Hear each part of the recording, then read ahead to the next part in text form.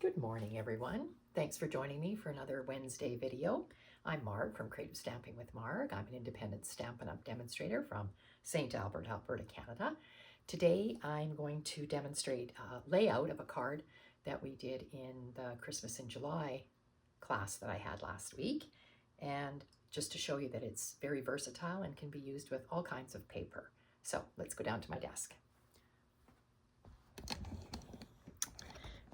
And because we're coming to the end of July here, and this catalog will be retiring at the end of August, and we have a new catalog coming, I thought I would use some paper.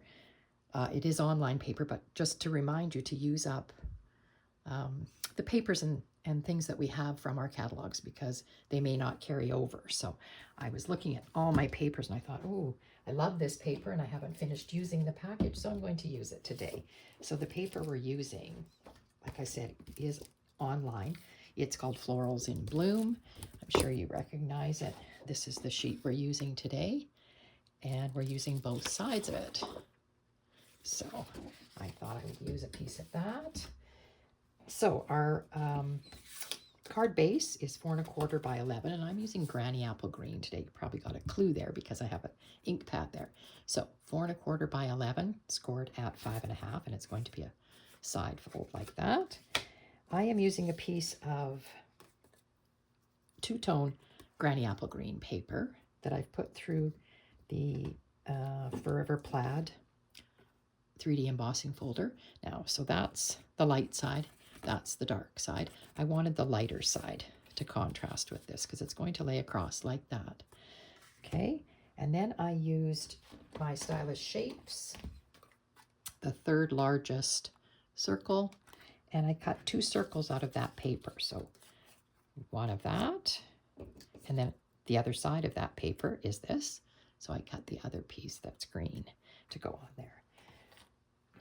We have a basic white piece that is 4 1/4 by 2 3/4 for the inside, and I have a 1/2 inch strip of that same floral paper to go on the inside. I am using my banner sayings for the greeting, and I'm making a thank you card. So I have already stamped "I can't thank you enough," and I put it through the banner punch, the one that has just the one flagged end, and I chose to do the flag going to the left. Okay, so that's our greeting. So very simple. I do have some ribbon that I'm going to tie around, and some embellishments, so we'll get to all of that. So let's just put this together very quickly. I need my liquid glue.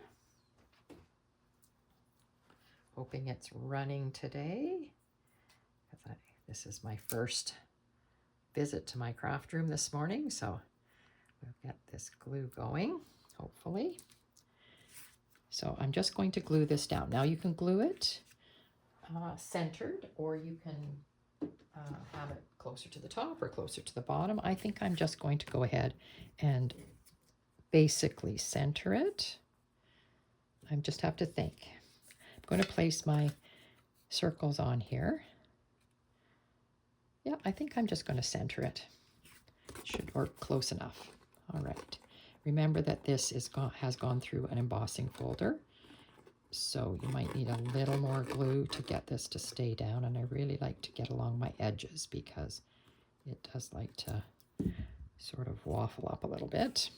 So if I'm putting it in the center, I'm just eyeballing it to the fold, and I can always trim this end off if it overlaps a little bit.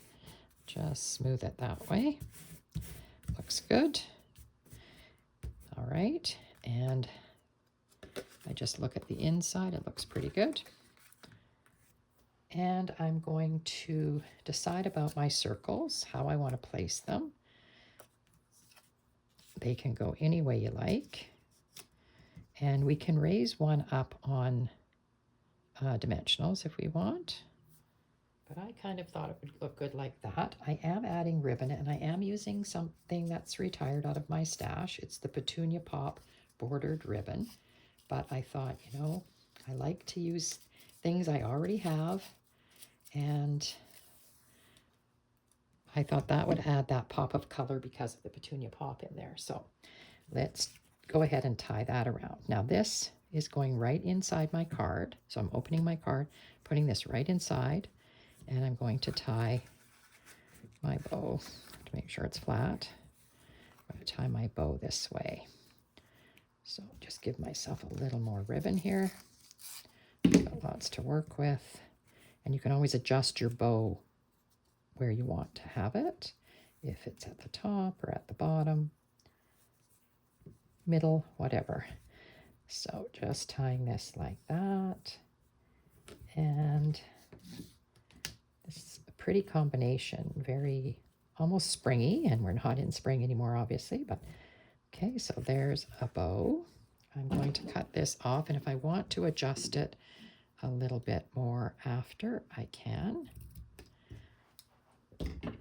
If I think that's maybe a bit too big, and I do think it's a bit too big, but we'll just maybe do this and this that way, and put my greeting on there like that, and just some gems, and that's it. So the placement of your circles, entirely up to you, however you want to put them. I could even do it that way, but because I flagged my end this way, I think I want my circles to go over the other way. I am going to put dimensionals on the back of that, and it is just wide enough for our regular dimensionals. Don't have to use minis on these. And you could have chosen any of the banner punches. There's 3, any of the banner styles to use, but the greeting is quite small, so I just chose one of the smaller ones. And I think I want to highlight that this is the one I want to highlight, so I'm going to put it up on dimensionals. My sample card that we did in class, in my Christmas in July class, the circles are both flat, but the greeting is a bit larger. You'll see it when I share that with you. So I'm going to pop that one up, and sorry, I'm going to do them this way, right?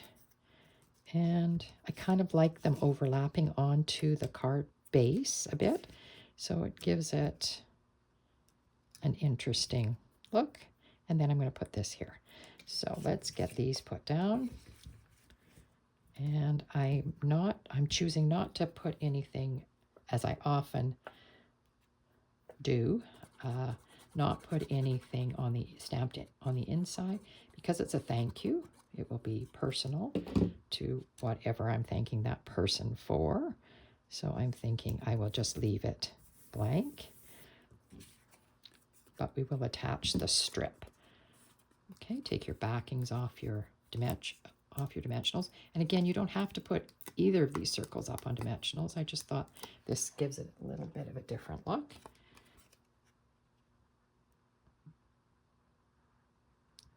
Like that. And then this is on dimensionals, so I'm going to tuck it maybe kind of there on this one. I am going to adjust that bow because I think it's way too big.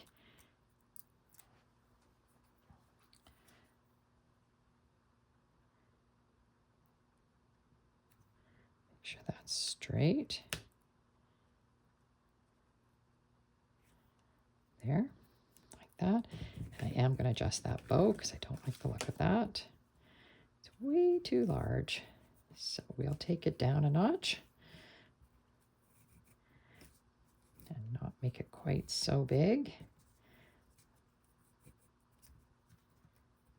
Just have to adjust it by holding the knot a little bit, pressing down on the knot so that's maybe better. This one still looks a bit bigger than the other one. Like that. I'll get my scissors back in here. Don't want this to be the focal point of my card, but there. Okay, that looks better, I think. All right. And then the inside, I'm just going to get my glue runner and just attach my white piece in here. And I want to put this on here.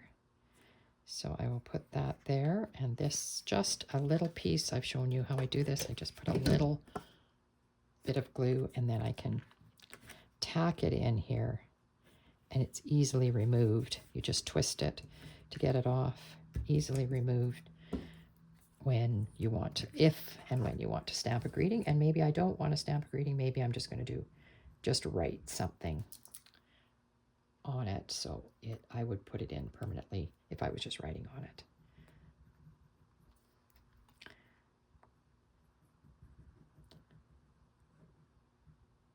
Sorry, my glue is being a bit stubborn today. Okay, there we go. I'm going to put this in the inside here. And I did tack down my ribbon a little bit because I don't like it to move. Okay, so there's our inside. That looks pretty to add a piece of paper. You could have added a piece of paper going this way too. And I want my ribbon to stay over there. So what I do is I add a glue dot. So take your pick tool. I add a glue dot right behind where I did my bow. And then that makes sure that it stays in place and doesn't slide around. So just put it underneath and press your bow right down on it, just like that. And then that bow is not going anywhere. And if this bothers you that it's loose, you can also put a glue dot on the inside, but I don't think you need to bother. All right, now the embellishments I brought in were the gold flower accents. These are also online. So they look like that, and I thought they would brighten that up. So one large one.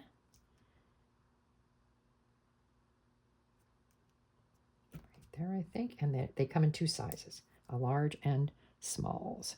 So I think I will just put them in the grid work here of our embossed piece. There we go. So simple layout that can be repeated over and over with different papers, you could use DSP in the background. It doesn't have to be two-tone and it doesn't have to be embossed. You could use something else behind there, but I think it's nice and simple. You could stamp on your background to give it some other dimensions, but I think that looks really cute and really reproducible. So you could make a lot of them. I will show you the Christmas card we did, and this is using that new Christmas paper, a stitched season, I think it's called. So again, I just took the paper. This is Secret C two-tone, Secret C ribbon, and these are two of the designs that are in that paper. And then I used the Pretty Poinsettia stamp set for the greeting. I'm just checking to make sure I'm telling you the right name. And it's embossed in silver. Then I used rhinestones on this one. So then it opens like this. So again, two completely different looks for two completely different reasons, but I think it turns out really nice. And like I say, it's so versatile that you could use it all kinds of papers that you have. All right, remember to use your papers up, because if they don't carry over or go online when our catalog is done, then you're using lots of paper. You're going to be left with lots of paper to use up. Also, I would probably, because I want to use this paper, I probably would take this paper or the other side and cut a piece for my envelope. So that's always another way to use some of your paper up.